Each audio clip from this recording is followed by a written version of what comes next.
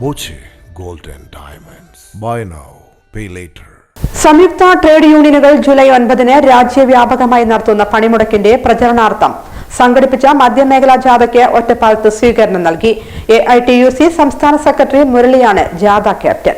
വിവിധ ആവശ്യങ്ങൾ ഉന്നയിച്ച് സംയുക്ത ട്രേഡ് യൂണിയൻ ജൂലൈ 9 രാജ്യവ്യാപകമായി നടത്തുന്ന ദേശീയ പണിമുടക്കിന്റെ പ്രചരണാർത്ഥം AITUC സംസ്ഥാന സെക്രട്ടറി മുരളി ക്യാപ്റ്റനായി സംഘടിപ്പിച്ച മധ്യമേഖലാ ജാഥയ്ക്ക് ഒറ്റപ്പാലത്ത് സ്വീകരണം നൽകി.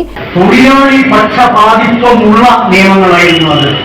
ഇതാണ് അതിന്റെ ചുരുക്കം.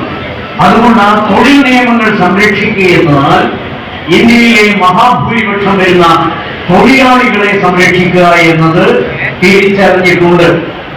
മെയ് 20 നേരത്തെ നമ്മുടെ ദേശീയ പണിമുടക്കം പ്രഖ്യാപിച്ചത്.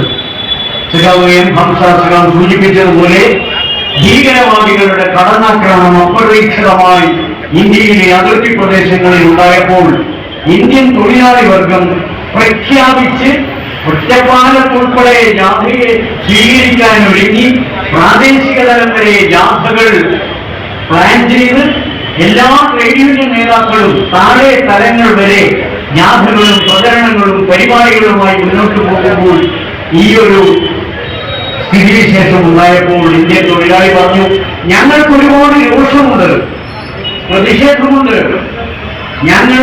ഞങ്ങളല്ലാതാക്കുന്ന ഞങ്ങളുടെ തൊഴിൽ സമയം വളരെ വർദ്ധിപ്പിക്കുന്ന കോർപ്പറേറ്റുകൾക്ക് അനുകൂലമായി നിലപാടെടുക്കുന്ന ഈ ഗവൺമെന്റിനോട്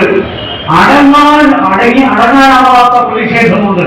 ഒറ്റപ്പാലം മുനിസിപ്പൽ ഓപ്പൺ ഓഡിറ്റോറിയത്തിൽ നടന്ന സ്വീകരണ സമ്മേളനത്തിൽ CITU ഡിവിഷൻ പ്രസിഡന്റ് കൃഷ്ണദാസ് അധ്യക്ഷത വഹിച്ചു. ഒറ്റപ്പാലം MLA അഡ്വക്കേറ്റ് പ്രേംകുമാർ, ജാഥ vice captain Hamsa, manager Mini, വിവിധ ട്രേഡ് യൂണിയൻ നേതാക്കളായ സുനിത കുര്യൻ, ജേക്കബ് ഉമ്മൻ എന്നിവർ സംസാരിച്ചു. CITU ഡിവിഷൻ സെക്രട്ടറി ഭാസ്കരൻ സ്വാഗതം പറഞ്ഞു. ജാഥ ക്യാപ്റ്റൻ മുരളി സ്വീകരണത്തിന് നന്ദി രേഖപ്പെടുത്തി.